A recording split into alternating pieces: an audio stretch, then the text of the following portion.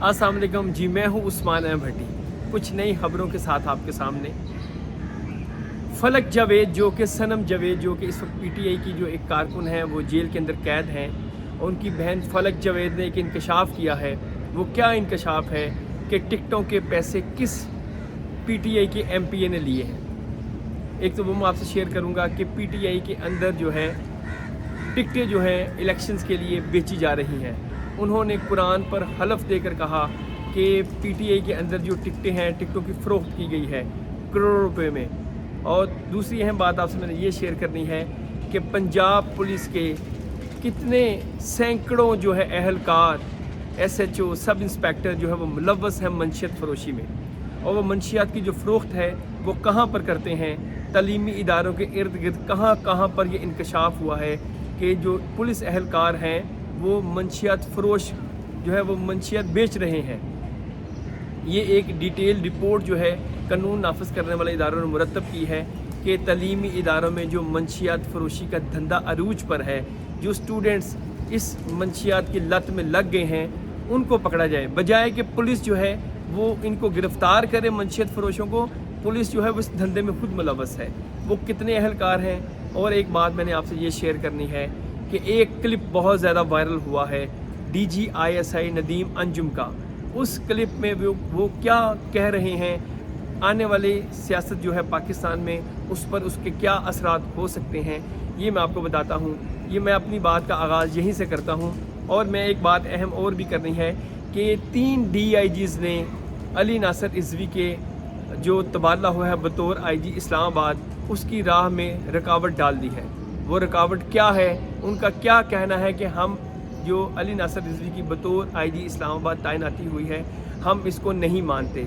ये ऐसा उन्होंने क्यों कहा, इसके पीछे क्या जो है वो रीज़न्स हैं, वो मैं आपसे बताऊंगा। बात का आगाज़ यहीं से कर लेते हैं कि अली नासर रिजवी जो इस वक्त DIG ऑपरेशंस लाहौर हैं, उनको हुकूमत ने IG इस्लामाबाद तैनात करने के लिए नोटिफिकेशन जारी कर दिया है। जबकि वहाँ पर जो मौजूद 3 DIG सीनियर हैं उनका ये कहना है कि हम अली नासर रिजवी की इस तैनाती को नहीं मानते। वहाँ पर जो हुरम जानबाज एक DIG ये हैं, इसके अलावा मलिक अवैस हैं, इन्होंने ये कहा है कि अली नासर रिजवी क्योंकि उनसे ओहदे में जूनियर हैं तो हम जूनियर की ये तैनाती को कबूल नहीं करेंगे। ठीक है, होता ये है कि किसी भी इदारे में जो सीनियर होता है उसकी सीनियरिटी के बेस पर उसकी पोस्टिंग होती है, मगर हुकूमत क्योंकि अली नासर रिजवी को बेहतर समझती है, ये हुकूमत की डिस्क्रिशन भी होती है कि वो जिसको मर्ज़ी चाहें वो किसी सीनियर पोस्ट पर तैनात कर सकते हैं। आपको बस मैंने यही बताना था कि अली नासर रिजवी की बतौर DIG इस्लामाबाद इस IG इस्लामाबाद पोस्टिंग को 3 DIGs ने जो है वो मानने से इनकार किया है। और इसके अलावा मैं आपको बताऊं कि जो पुलिस में इंकशाफ हुआ है कि 200 के करीब जो है पुलिस अहलकार पूरे पंजाब में मंशियात फरोशी में मुलव्वस हैं।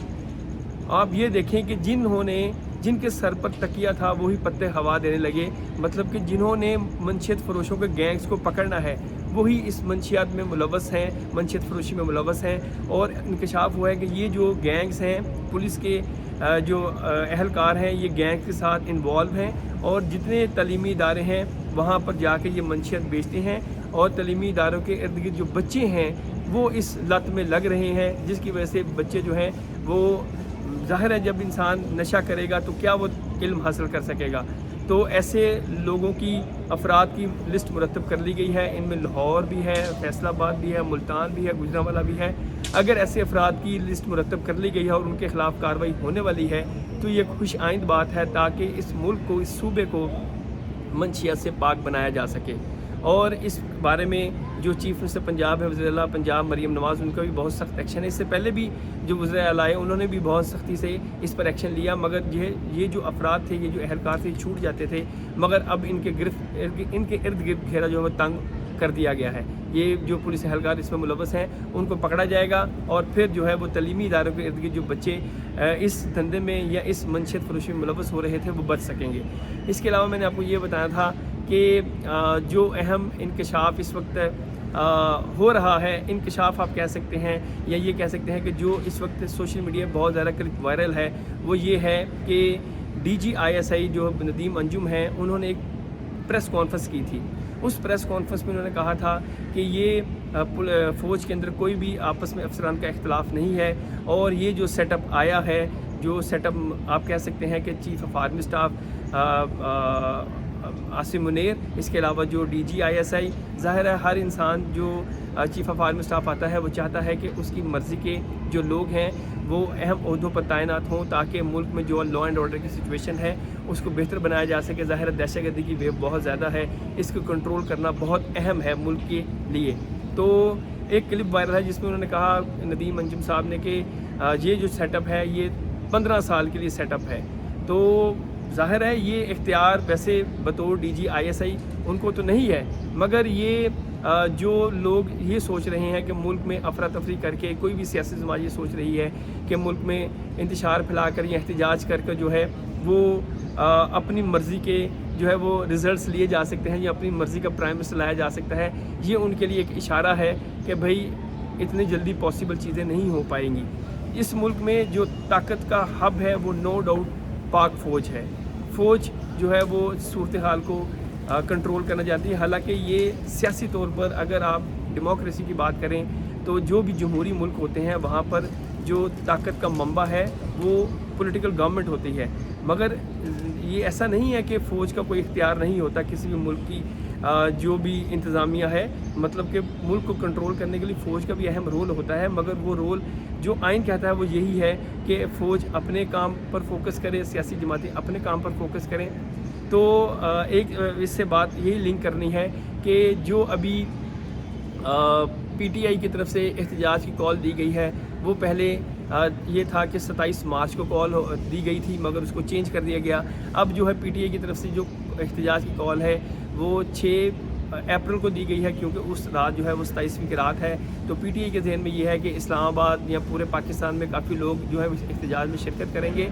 मगर ये मैं आपको बता दूं कि इस वक्त फ़ौज और तमाम हुकूमत के इदारे इस बात पर बहुत सख्ती से अमल पैरा कर रहे हैं कि किसी को ये हक़ नहीं देंगे कि वो मुल्क में दोबारा से इंतशार पैदा करे या एहतजाज करे। हाँ, एहतजाज ज़रूर करें, मगर आप एहतजाज रिकॉर्ड करवाते हैं चले जाते हैं। मगर अगर आप ये सोच रहे हैं कोई भी सियासी जमात, स्पेशली PTI की, ज़ाहिर है वो इस वक्त अपोजिशन में है और उनका ये है कि ये इलेक्शन जो है वो रिग्ड थे, तो वो इस इलेक्शन के ख़िलाफ़ एहतजाज करना चाहते हैं, तो धरने की अगर किसी की सोच है तो वो पॉसिबल नहीं हो पाएगा, क्योंकि इस बारे में लॉ एनफोर्समेंट एजेंसीज बड़ा सख्ती से उन लोगों के ख़िलाफ़ एक्शन ले रही हैं जो भी धरने के ख्याल रखती हैं। क्योंकि इस वक्त जो इंटेलिजेंस रिपोर्ट्स हैं उसके मुताबिक ये है कि PTI जो है वो ईद के बाद जो है वो एहतजाज करना चाहती है।